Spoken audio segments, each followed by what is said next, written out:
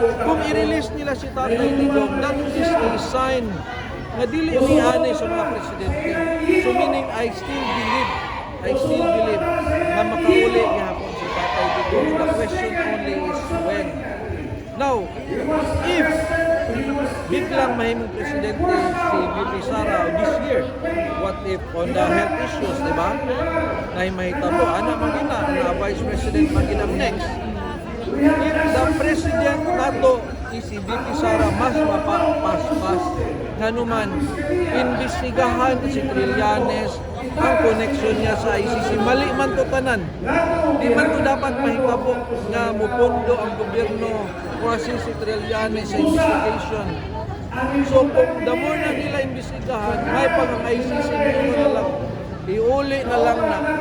Pero karon wala anak kay siyempre dili pa man mo cooperate lahi pa man ang gobyerno ron. So meaning one big possibility yun is lalo na kung si VP Sara ang mahirap presidente. Okay, Doc. Sa pag-announce ni VP Sara, Doc, ba nga ka nang mag-president daw siya? So, dapat posibilidad nga ka nang ikaw daw ang VP po, Vice President sa next election.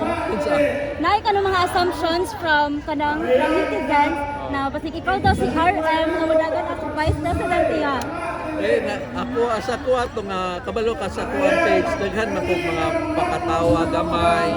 So although ako yung pananaw based on VP Sara's kanang description, I don't know, wala gid ko na ako nakapangutana, pero ang iyahadong Vice President mo na mo ipit or mohatag kanang mga kurap ba iyang apason kay dapat na daw managot. For me, ang RM na yun nga maayo yun si Rodante Marcoleta. So that was my opinion. So ni-join kog post na nag-viral po niya, RM daw, RM Rodante Marcoleta o Richard Mata ra gini nabilin niya. So honestly, being a doctor, I'm very willing yun to assist VP Sara, especially good sa health problems nato. So kung maingon si VP nga i-appeal ko sa lineup, very willing jud ko. Kung di man ko i-appeal, but on another way to help on health, I'm very willing because the country gyud bad gyud ang atong sitwasyon sa kalusugan, and doktor gyud ang kahinganlan, kaya ang doktor gyud ang nakasabot.